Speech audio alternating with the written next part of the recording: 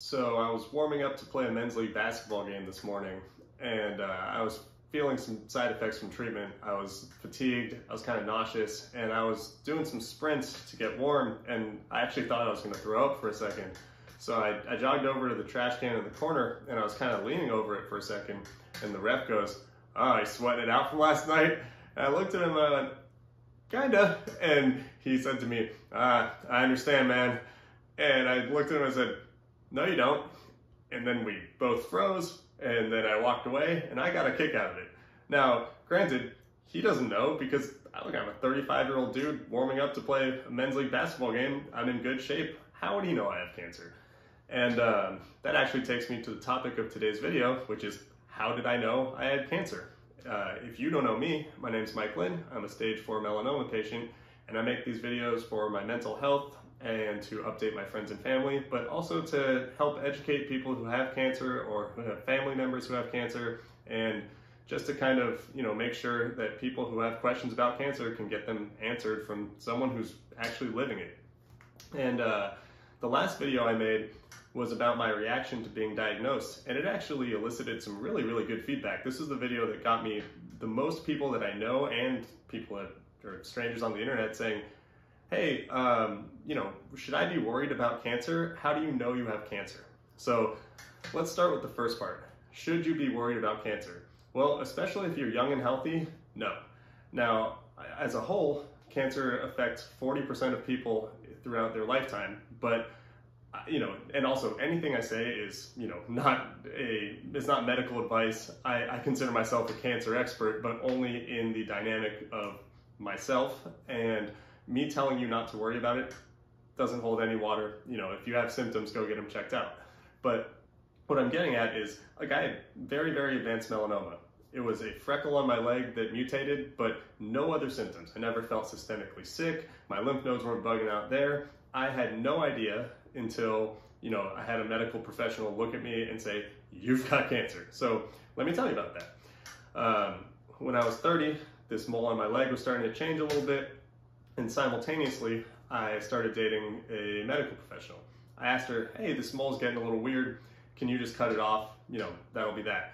She said, "No, you gotta get it biopsied first. If it is something bad," which I don't think it is, "then, I can't cut it off myself. We'd have to deal with it." That sounded reasonable to me. So I called a dermatology clinic and I said, "Hey, I'd like to get a biopsy of something I think could be potentially cancerous. When can we do that?" They said, "Hey, we'll see you in 11 weeks. 11 weeks? They said, "Yeah, if it's cancer, it's not going to change much until then. See you in 11 weeks. So I wasn't super worried. I said, "That seems reasonable."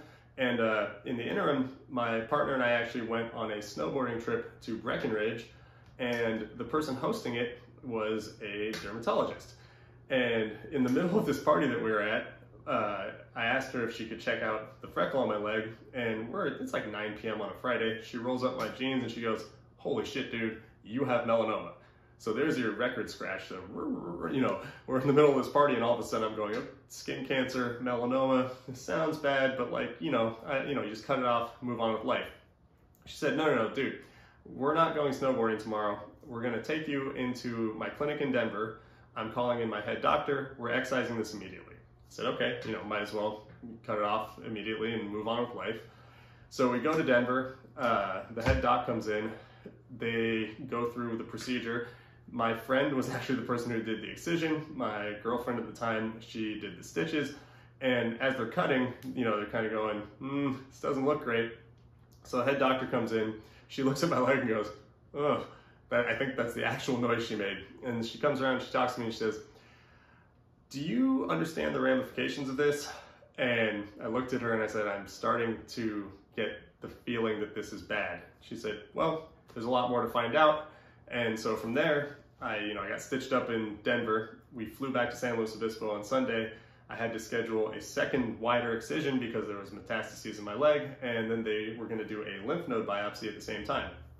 When they biopsied my lymph node, as I came to, the surgeon told me that my lymph node was necrotic, or dead, which means cancer had gotten all through there. I asked him, could I die from this? And he point blank said, "It might be time to get worried. You need to get some follow-ups and a scan. They'll do some genetic testing. We'll see where you're at." So The genetic testing that I had done, it showed that I had a very aggressive form of melanoma. It's called BRAF is the mutation. And you know, it was this kind of whirlwind of just bad. And then I got a PET scan that was clean, and it allowed me to kind of, you know, at least just move on with treatment until I was NED, which is no evidence of disease. And I was in remission for 5 years.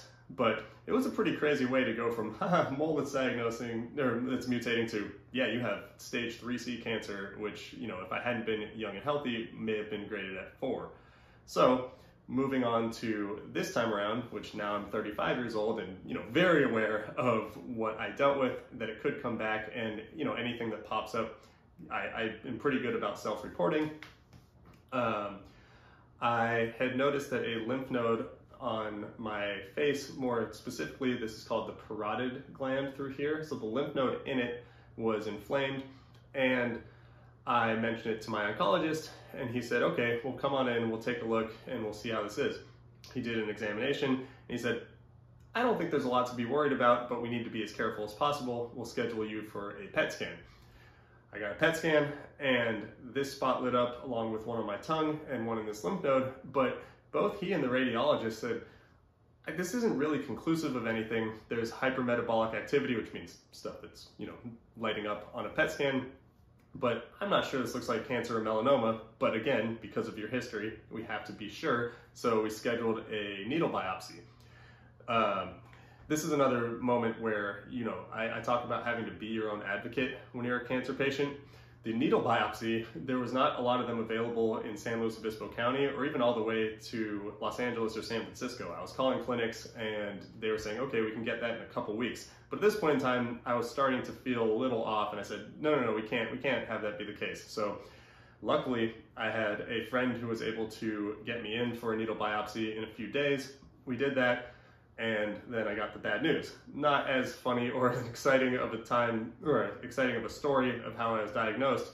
But again, it's one of those things where I had no other systemic symptoms. I was, you know, never felt sick. I never felt like I was, you know, my body was off until, you know, I walked into a doctor's office and they said, look, buddy, it's stage 4 this time.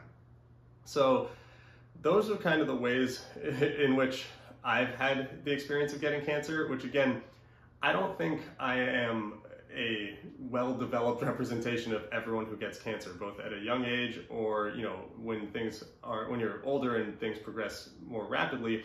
I've been young and healthy both times I've been diagnosed. I still feel young and healthy, and yet here I am making videos about being a stage 4 cancer patient.